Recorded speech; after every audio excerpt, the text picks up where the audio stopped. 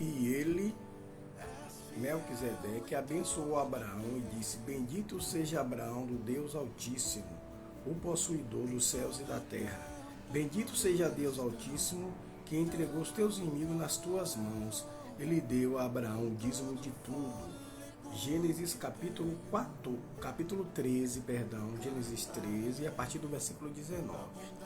Essa questão, irmãos, eu vou definir isso na autoridade do nome de Jesus como apóstolo, a questão do dízimo. Eu podia explanar aqui tudo, a tradução de cada versículo aqui, mas se eu entrar na letra profundamente aqui, vai ficar pequeno o espaço do vídeo. Então veja bem, existem pessoas equivocadas sobre isso.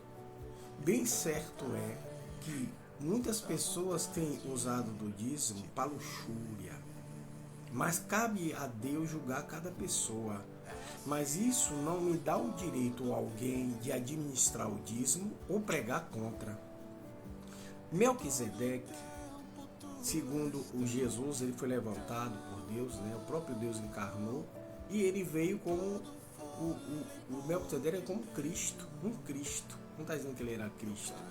Mas quando o Senhor vem, até nas epístolas dos apóstolos, fala sobre segundo a ordem de Melquisedeque. Ele era uma autoridade, senão Abraão não tinha dizimado a ele. E isso foi antes da lei, isso foi antes do período da graça, e nós estamos na graça. E eu quero dizer a vocês que Abraão, nós somos filhos pela fé de Abraão, sabia? Pela fé. Jesus veio por causa da promessa no paraíso e por causa de Abraão, certo? Porque ele foi imputado a atitude dele de doar o seu filho, quando o Senhor fez para provar, pediu o filho dele, que ele tinha único, mandou, né, o filho, porque da promessa foi Isaac. E o Senhor mandou que oferecesse, e ele rejeita. E ele não rejeita, perdão, ele entrega, pensando que o Senhor ressuscitaria, porque ele pensou consigo, né? Por certo, se ele está pedindo, ele vai me trazer de volta, porque então ele me daria. Deus e seus desígnios, Deus e seu propósito, Deus e sua vontade soberana. Ninguém manda em Deus, ninguém controla Deus. Deus faz o que ele quer, e o que Deus quer é perfeito.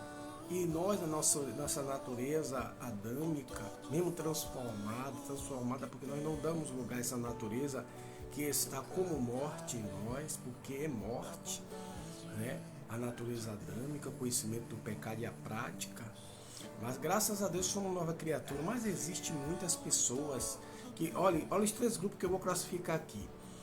Os que dão o dízimo, que reconhecem, que conhecem a palavra de Deus e sujeitam a ela, e sabem que nós, como filhos da graça, filhos de Jesus, né? Filhos de Deus, através da pessoa de Jesus, somos herdeiro da graça. Se nós cumprirmos a graça, temos que dizimar e não cogitamos nada contra. E existe aqueles que são contenciosos, aqueles que dizem que são cristãos e ficam com dízimo para eles.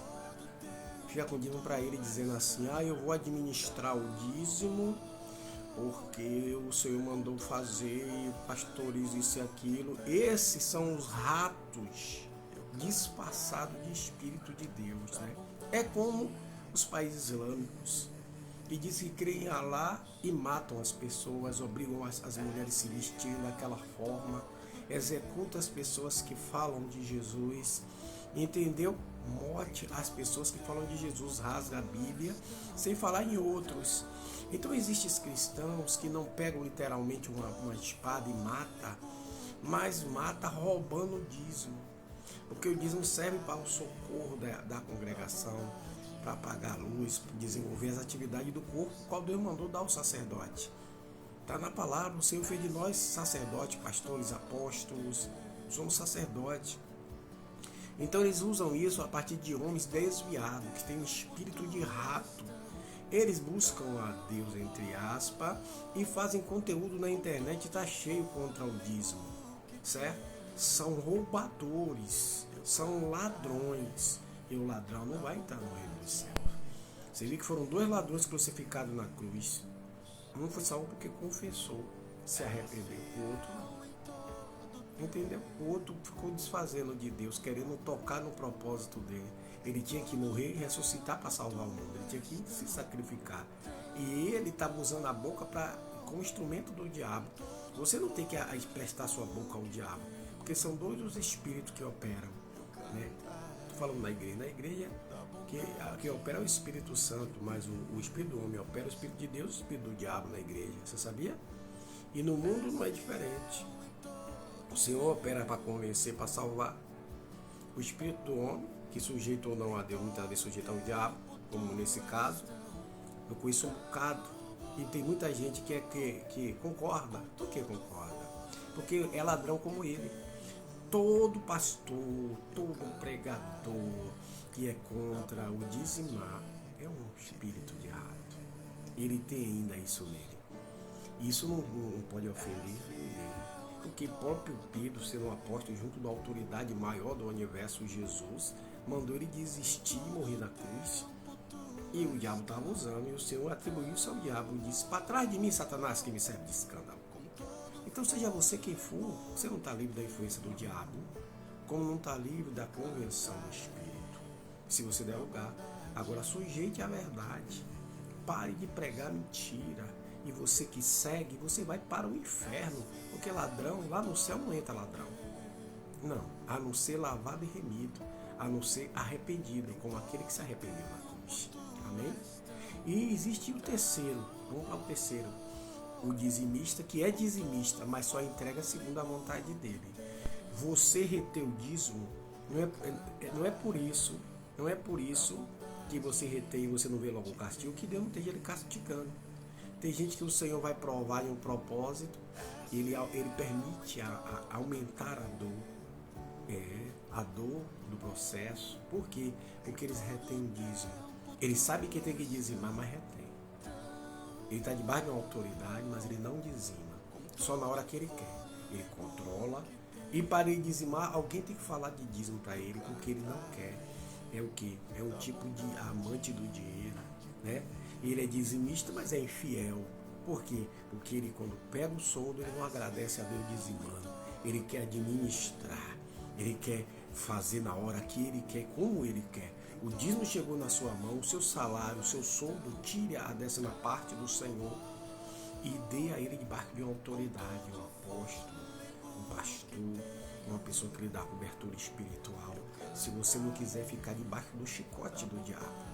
Então não adianta eu usar de uma porta porque alguém roubou para atribuir ao reino de Deus. O reino de Deus é perfeito. O cristão que devolve o que é de Deus e anda na santidade de Deus não tem culpa daquele que rouba. Então não use desculpa para ser ladrão igual a ele. Então eu conheço muitos pastores que estão com esse espírito de roubo, assim como tem pastores que dão lugar ao homossexualismo, existem pastoras, entre aspas, que estão desviadas, dão lugar ao legianismo, como eu falei aqui, de pessoas que se dizem servem a Deus, a Alá, e matam cristãos, ditadores, entendeu? Que se acham deuses. Assim é você querendo administrar as coisas de Deus de você próprio. Deus colocou autoridade para isso. E segundo a ordem de Melquisedeque, o Senhor, ele se manifesta, segundo aquele sacerdote que ninguém sabia quem era, né? Sabia que ele tinha autoridade, tanto que Abraão dizima, e ele abençoa Abraão. Ele abençoa, vem em Gênesis capítulo 13. Vai ler tudinho. Você não lê a Bíblia, se lê, procure examinar mais.